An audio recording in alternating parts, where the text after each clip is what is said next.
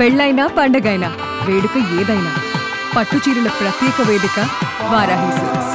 సాంప్రదాయానికి సౌందర్యానికి వారధి. నమస్తే, నేను Keshav. Welcome to Suman TV. ఆంధ్రప్రదేశ్లో పౌర సరఫరాల బియ్యానికి సంబంధించి జరుగుతున్నటువంటి వివాదం అన్నిటికీ కేంద్రంగా మారినటువంటి కాకినాడ పోర్టు చుట్టూ ఇప్పుడు రాజకీయం కేంద్రీకృతం అయింది. అసలు ఈ కాకినాడ పోర్టు నిర్వహణలోనూ పోర్టు అధికార మార్పిడి అంటే పోర్టు యాజమాన్య మార్పిడి విషయంలో కూడా అనేక లావాదేవీలు ఉన్నట్టుగా కూటమి నాయకత్వం ఆరోపిస్తుంది. అసలు వాస్తవాలు ఏంటి? నిజంగానే పోర్టులో నుంచి జరిగేటువంటి అక్రమ రవాణాలపైన నిఘా పర్యవేక్షణ పెట్టడంలో అధికార యంత్రాంగం వైఫల్యం చెందుతుందా?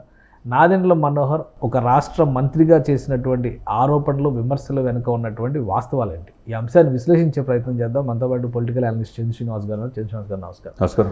చాలా పెద్ద ఆరోపణ నాదెండ్ల మనోహర్ గారు చేసింది. ఎందుకంటే ఆయన డే 1 అసలు కూటమి ప్రభుత్వం కన్ఫర్మ్ అయిన క్షణం నుంచి కూడా రకరకాల తనిఖీలు చేశారు.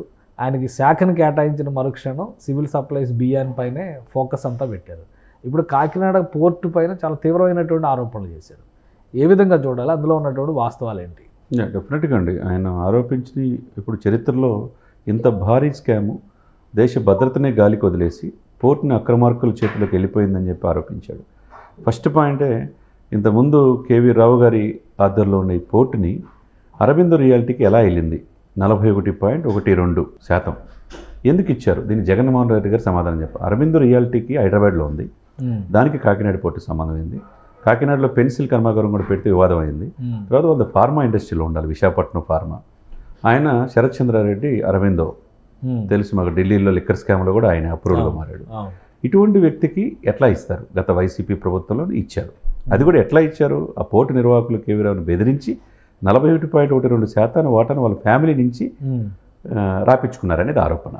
అటువంటి ప్రాపర్టీస్ ఇప్పుడు దానికి విజయసాయి రెడ్డి గారు అల్లుడు అవుతాడు. కానీ కంప్లైంట్స్ రాలే కదా? కంప్లైంట్స్ ఏమైనా ఉండి ఒకవేళ వాళ్ళు ఎవరన్నా ఫిర్యాదు చేస్తే రియాక్ట్ అవ్వడం, ఇదంతా కూడా లీగల్గా కంప్లీట్ చేసినటువంటి ప్రాసెసే కదా. అవునండి, అంతా లీగల్గా నడుస్తున్నట్టే కదా. నడుస్తున్నట్టు అంటే బెదిరించి, అంటే గత ప్రభుత్వం ఉంది కదా అని చెప్పేసి వాళ్ళు ఇష్టం వచ్చినట్టు చేశారు సార్. ఇది ఇప్పటి నుంచి కాదు, వెల్ ఆర్గనైజింగ్ క్రైమ్.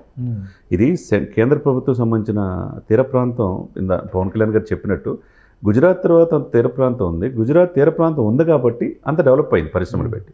ఇక్కడ తీర ప్రాంతం ఉండి కూడా ఉపయోగించుకోవట్లేదు, అక్రమార్కుల చేతులు వెళ్ళిపోతుంది. మరి ఇది పరిరక్షించాల్సిన బాధ్యత ఉందా లేదా అనేది ప్రశ్న. ఇప్పుడు గత 2021, 22, 22, 23, 23, 24 ఈ 3 ఆర్థిక సంవత్సరానికి గాను కాకినాడ పోర్ట్ నుంచి ఆయన చెప్పిన ఆరోపణల ప్రకారం 48,537 కోట్ల రూపాయలు రైస్ మాఫియా వ్యాపారం జరిగిందని. అక్రమ వ్యాపారం. అది అతిపెద్ద ఇది ఒక రైసే జరిగిందా? దీని వెనక ఇంకేమైనా గంజాయి మిగతాయి కూడా జరిగినాయి అనేది. ఇది పోర్టులు వాళ్ళ చేతిలో ఉన్నాయి, ప్రభుత్వ పర్యవేక్షణ లేదు. మీరు అన్నట్టు అన్ని వ్యవస్థలు కూడా తలోపాపం అన్నట్టు అందరూ కూడా లంచాలకి అలవాటు పడిపోయారు. ఇప్పుడు 5 నెలలుగా మొత్తం యంత్రాంగం కూటమి ప్రభుత్వం చేతిలోనే ఉంది కదా. ఇప్పుడు కూడా పోర్టులోకి అక్రమ బియ్యం ఎలా వెళ్ళినాయి? అదే అందరికీ ఉన్న డౌట్. ఇక్కడ 16 మంది సిబ్బంది, ఎవరు కూడా అజమాయిషీ లేదు. చివరికి డిప్యూటీ సీఎం గారు కూడా ఆయన రావద్దంటున్నారంటే, దాని వెనక 10,000 మంది అమాలీలు భవిష్యత్తు ఉందంటున్నారంటే, మరి ఆయన ఆరోపించిందంటే ఇంకేంటి పరిస్థితి? మీరు చెప్పినట్టు సివిల్ సప్లై మినిస్టర్గా ఛార్జ్ తీసుకున్న తర్వాత జూన్ 28న ఈయన తనిఖీ చేసి 13 గోడౌన్స్లో కాకినాడ పరిసర ప్రాంతాల్లో ఆయన తీసుకున్నంత మొత్తం కూడా 51,427 మెట్రిక్ టన్నులు స్వాధీనం చేసుకున్నారు. మళ్ళీ ఈ 13 కంపెనీలు ఎవరైతే దీన్ని అక్రమంగా విదేశాలకు, ఆఫ్రికా కంటే సరఫరా చేస్తారో కోర్టుకు వెళ్ళారు. కోర్టుకి వెళ్ళి 82 కోట్ల షూరిటీ ఇచ్చేస్తే దాని మాటన 51,000 మెట్రిక్ టన్నులు, 35,000 మెట్రిక్ టన్నులు పేదవాళ్ళకి ఇచ్చే బియ్యం రిలీజ్ చేశారు. రిలీజ్ చేసింది ఎందుకు కూడా చెప్పాడు. చెప్పి దీన్ని ఏం చేశాడంటే, ఇది అక్రమంగా ఎందుకు చేస్తున్నారు, దీని వెనక ఆర్గనైజింగ్ క్రైమ్ ఏంటి, పేదవాడికి ఏంటి? కేంద్ర ప్రభుత్వం 41 రూపాయలు, 43 రూపాయలు 40 పైసలు సార్ కేశవ్ గారు ఖర్చు అయ్యేది కేంద్రానికి, రాష్ట్రానికి. దానికి పేదవాడికి బియ్యం కోసం 12,000 కోట్లు ఖర్చు పెడుతుంది. 1,48,000, 1,48,00,000 మందికి దీని ద్వారా బియ్యం తింటున్నారు. దాంట్లో 32% మాత్రమే ఈ ఊరకనే ఉచితంగా ఇచ్చిన బియ్యాన్ని 10 రూపాయలకి అమ్ముకుంటున్నారు. 10 రూపాయలు అమ్ముకోబట్టి వీళ్ళు రీసైక్లింగ్ చేసి 43 రూపాయలు ఖర్చు అవుతుంది. వీళ్ళకి ప్రభుత్వానికి 43 ఖర్చు అవుతుంది. దీన్ని రీసైక్లింగ్ చేస్తే ఇంకో 10-20 ఖర్చు అవుతుంది. 50 రూపాయలు లాభంతో 75 రూపాయలకి ఇతర దేశాలు అమ్ముతున్నారంటే ఎంత వేళ్ళు ఉరుకుపోయిందో మనం అర్థం చేసుకోవచ్చు. ఇకపోతే రాష్ట్ర వ్యాప్తంగా 29,000 చౌకధరల దుకాణాలు ఉన్నాయి. 29,000 చౌకధరల దుకాణాలు ఉంటే వాళ్ళకి ఇంటికి వాళ్ళే వెళ్ళి బియ్యము, కందిపప్పు, నిత్యావసర వస్తువులు తీసుకుంటారు. బళ్ళు పెట్టారు కదా, వెహికల్స్ ఆ బళ్ళు పెట్టారు. అది కూడా చెప్తున్నా, అది కూడా 1600 కోట్ల స్కామ్. 1600 కోట్లు ఖర్చు పెట్టి 9360 వ్యాన్లు కొన్నారు సార్. వ్యాన్లు కొని 2 అవర్స్ అక్కడ వెళ్తారు. మీరు వాళ్ళు ఆ బియ్యాన్ని ఉపయోగించుకొని 25 కేజీలు ఇచ్చారనుకోండి, 5 కేజీలు ఏదో అట్టుపిండికో దేనికో ఉపయోగించుకొని మిగతా 20 కేజీలు వాళ్ళకే అమ్మేసేస్తారు. అంటే చూడండి, ట్రాన్స్పోర్ట్ దేనికి ఇచ్చారు? పేదవాడి కోసం. డెలివరీ ఇవ్వడానికి వచ్చిన బళ్ళే మళ్ళీ తీసుకెళ్తారు. ఇప్పుడు అది ఎక్కడి నుంచి జరుగుతుంది? చిత్తూరు నుంచి శ్రీకాకుళం జరుగుతారా? అదే జరుగుతుంది.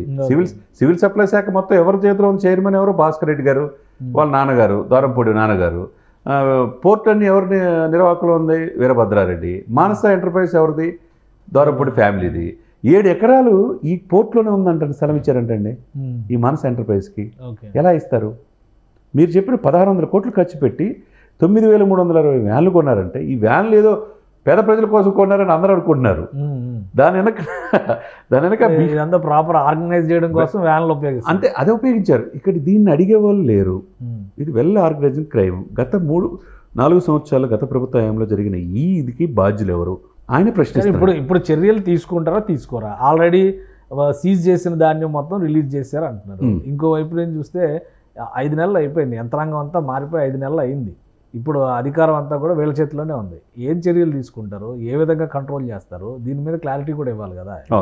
పోర్టు యాజమాన్యాల సంగతి అంటే అది లీగల్గా చూసుకోవాల్సినటువంటి అంశం ఇది. అయితే అక్రమ రవాణా జరగకుండా ఎంత చెక్ పోస్టులు పెట్టి ఇన్ని రకాలుగా రిస్ట్రిక్షన్స్ పెట్టినా కానీ మళ్ళీ అక్రమంగా ధాన్యం వెళ్ళినవి ఆ షిప్లో ఉన్నాయి అని చెప్పని అంటున్నారంటే అక్కడ యంత్రాంగం ఫెయిల్ అయినట్టే కదా. కంప్లీట్గా ఫెయిల్ అయినట్టే సార్. ఇక్కడ కేంద్ర ప్రభుత్వ అనుబంధ సంస్థలన్నీ కూడా ఎవరు ఆధ్వర్యంలో ఉంటాయి? Central industrial security force. ఎయిర్పోర్ట్లు కూడా చూసారా, మనం ఒక ఢిల్లీ వెళ్ళాలని ఎక్కడికి వెళ్ళాలని చెక్ పోస్ట్ ఎన్ని రకాలుగా చెక్ చేస్తారు మనల్ని.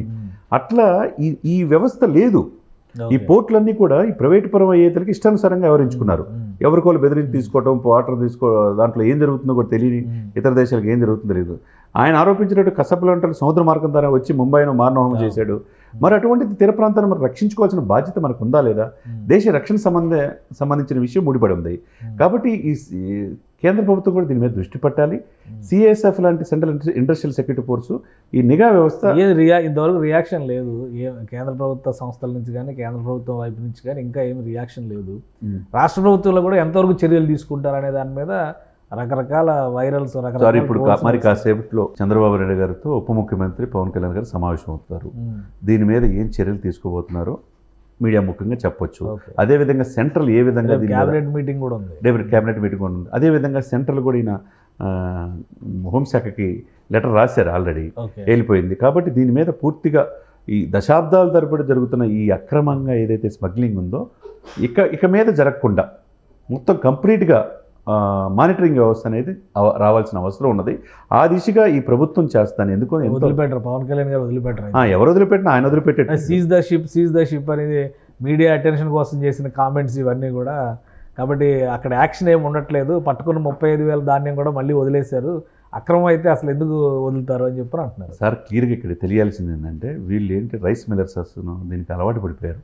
వీళ్ళు ₹1, ₹2 కాదు, కోట్ల నుంచి 100 కోట్లు 1000 కోట్లకి వెళ్ళిపోయారు. వీళ్ళు అలవాటు పడిపోయినాడు ఎక్కడ ఉండరు. ఎక్కడో అగర్వాలు, ఎక్కడో మానస, ఈ 13 కంపెనీలు ఏంటి కోర్టు కూడా వెళ్ళే పరిస్థితికి వచ్చారంటే 4 మాసాల నుంచి ఈ ప్రభుత్వం 164 సీట్లతో వచ్చినా వీళ్ళు ఏం చేయలేకపోతున్నారంటే దీంట్లో చిన్న చిన్న పాయింట్స్ని పట్టుకొని లూప్ లైన్ పెట్టుకొని వెళ్తున్నారు. ఈ మామూలు రైస్ అని చెప్పి ఎక్స్పోర్ట్ చేస్తే ఈ ప్రాబ్లం లేదు. దీని మాటన పేద ప్రజలకు ఇచ్చే బియ్యం కూడా సరఫరా చేస్తారంటే వాస్తవంగా ఆయన చెప్పింది ఏంది? నేను జూన్ 28న 13 గోడౌన్స్లో 51,000 మెట్రిక్ టన్నులు తీసుకున్నాను. అంటే మనం కూడా చాలా ఇంటర్వ్యూలు చెప్పాం 55,000 మెట్రిక్ టన్నులు. దీంట్లో ఎంత ఉంది? 30,000 మెట్రిక్ టన్నులు పేదవాడి బియ్యమే ఉంది. ఆ బియ్యం మాటని ఈ బియ్యం ఇతర దేశాలకి ఇది చేస్తున్నారు. దీనికి 82 కోట్ల షూరిటీ ఇచ్చి వీళ్ళు రిలీజ్ చేసుకున్నారు. ఎవరు? ఇప్పుడున్న వాళ్ళు. అంటే 48,000 కోట్ల రూపాయలు కాకినాడ పోర్టు కేంద్రంగా గత 3-4 సంవత్సరాలు జరిగిందంటే దీన్ని బట్టి మనం అర్థం చేసుకోవాలి కేశవ్ గారు. ఏదైనా కానీ ఈ ప్రభుత్వం, ఈ కూటమి ప్రభుత్వం మీద పెద్ద బాధ్యత ఉంది. పవన్ కళ్యాణ్ ఒక రకంగా సవాలు విసినట్టే ఆయన అందరికీ సమాధానం చెప్పారు. దేశవ్యాప్తం ఇష్యూ అయిపోయింది. పోర్టులు ఇట్లా జరుగుతుంటే ఎట్లా? రేపు ఎవరొకరు చొరబడి దేశానికి అంతర్గతంగా భద్రత పాయింట్ ఆఫ్ వ్యూ ప్రశ్నిస్తే ఎవరు చెప్పేది అనేది ఉంది. కాబట్టి కేంద్ర ప్రభుత్వం కూడా దీంట్లో ఇన్వాల్వ్ అయ్యి దీన్ని త్వరితగతిన విచారణ చేసి ప్రజలకి, కామన్ మ్యాన్కి అసలు ఏం జరుగుతుందో ఈ పోర్టులు అనేది తెలియజేయాల్సిన అవసరం ఉందండి. రైట్. థ్యాంక్ యూ చంద్రశ్రీనివాస్ గారు. ఇది కాకినాడ పోర్టులో రాజుకున్నటువంటి దుమారం ఇప్పుడు దేశవ్యాప్తంగా చర్చగా మారుతుంది.